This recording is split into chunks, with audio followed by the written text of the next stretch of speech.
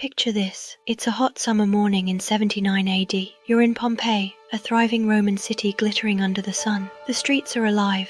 Bakers selling warm loaves fresh from stone ovens. Traders calling out prices for figs and olives.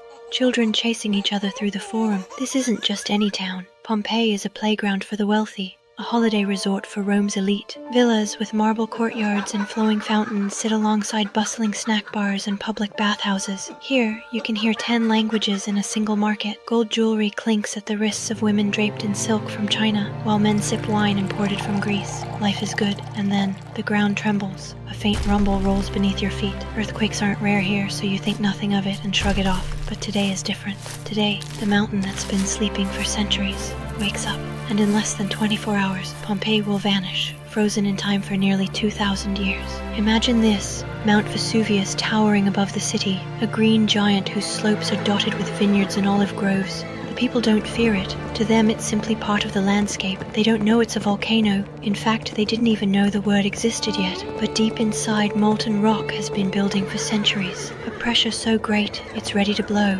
It's August 24th, 79 AD. By noon, the streets are busy. Politicians hold speeches in the forum. Merchants bargain loudly over prices, and artists paint frescoes in noblemen's homes. Then, with no warning, Vesuvius explodes. Before the sky darkens, Pompeii is in full bloom. Wealthy Romans recline in shaded courtyards sipping chilled wine as musicians pluck soft notes from lyres. Street performers draw crowds near the amphitheater, balancing on ropes while children giggle from the steps. Bakers pull fresh loaves from stone ovens, their crusts crackling in the heat.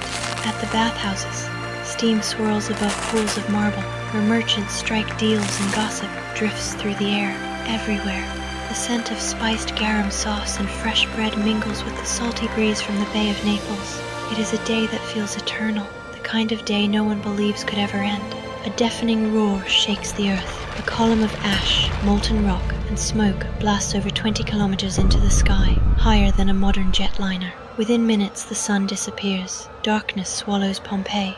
Ash begins to fall like snow, warm at first, then burning hot. Some people run, clutching gold coins and silver cups. Others hide, thinking the storm will pass. On the city walls, graffiti still boasts of gladiator fights, political campaigns, and love affairs, unaware that no one will read them for nearly 2 millennia. For hours, ash and pumice rain down, piling meters high. The city's famous red-roofed villas vanish. Roof beams groan under the weight, then snap, crushing everything beneath. The aqueducts run dry. Breathing becomes almost impossible. And then, in the early hours of the next day, the real killer arrives. A pyroclastic surge, a superheated wave of ash and gas, races down Vesuvius at over 100 kilometers per hour. It slams into Pompeii like a wall of fire, burning everything in an instant. Those still inside the city die where they stand, their bodies frozen in the exact pose of their final breath. The streets are silent now. The markets, once echoing with shouts, lie under a thick grey blanket. Dogs lie motionless beside their masters. A bronze statue of a god stands half-buried, its polished face dulled by ash. In the villas, frescoes depicting feasts, gods, and lovers are fading under the heat's scorch. In some rooms, overturned tables and spilled wine jugs mark the panic of the last moments. The harbour, once bustling with ships, is choked with floating debris. Not a bird sings. The only sound is the faint hiss of cooling ash settling over a city that, just a day ago, was full of life.